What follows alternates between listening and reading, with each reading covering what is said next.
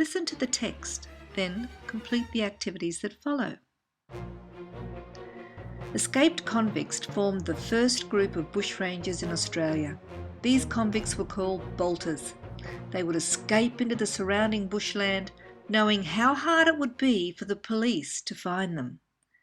However, many of them died of starvation, having no knowledge of the Australian bush or any necessary survival skills. Some stayed alive by stealing food, money and clothes from banks and stores, settlers and travellers, and these survivors either worked alone or formed gangs.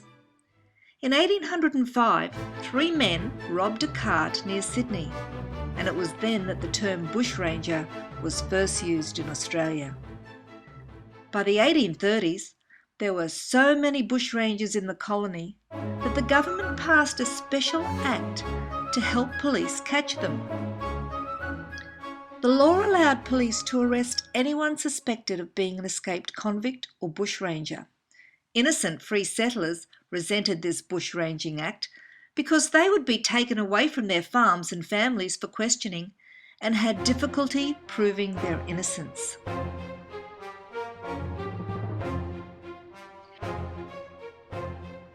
In Ireland and England, songs and poems were often written about lawbreakers, especially those who acted against the government for either political or economic reasons. Following this tradition, songs and poems were also written about these bushrangers.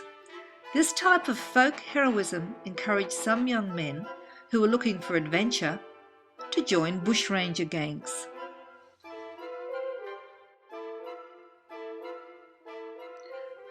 When gold was discovered in the 1850s, the number of bushrangers in the colony increased.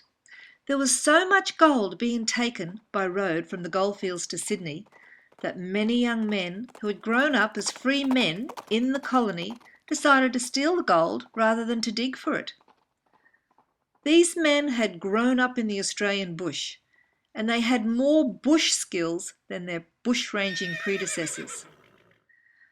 With trained police being in short supply and the roads being lonely bush tracks, this second group of the colony's bushrangers were more able to avoid capture, especially when they had loyal supporters and friends who kept an eye out for the police and who fed and sheltered them.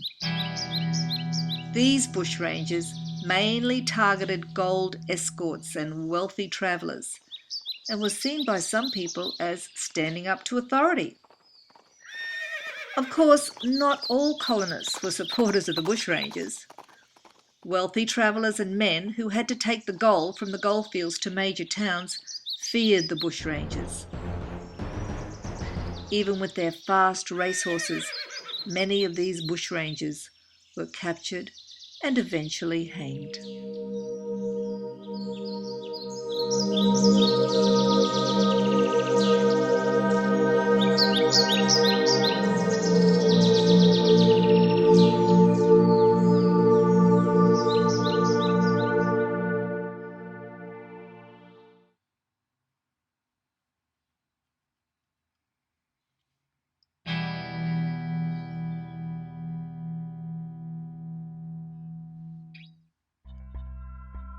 The third group of bushrangers consisted of young men in the 1860s.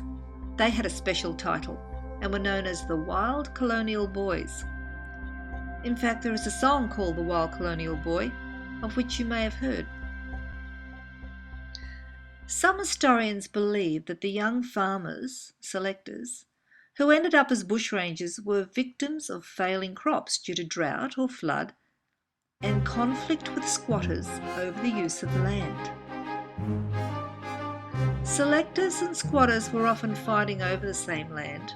The Lands Act, passed in the 1860s, allowed selectors to use land that was close to town for farming.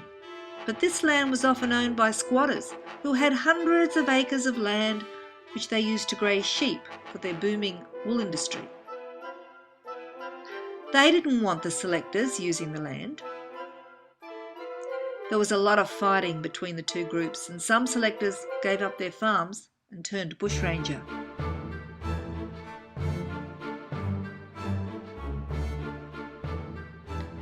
It is interesting to note that Thunderbolt was one of these bushrangers, and his image as a hero, rather than as a horse and gold thief, grew after his death. His grave in the Uralla Cemetery has become a tourist attraction and a sculpture commemorating him. It now stands in the main street. Also, if you visit the town of Glenrowan, you'll see a giant statue of Ned Kelly. Movies, museums, television programs doing archaeological digs around Glenrowan are all about the bushranger Ned Kelly. And of course, the town of Forbes runs a bushranging festival to commemorate Ben Hall. This third group often appeal to the general public by performing daring acts, for example, locking police in their own cells or holding up an entire town. Some people admired how independent, daring and defiant they were. Some of these bushrangers also wrote long letters to the newspapers about the political and economic injustices of the time, with which many people identified. Lastly, the bushrangers' exploits also provided a good read, with hold-ups, police corruption, chivalry, assault and violence, keeping the general public fairly well entertained.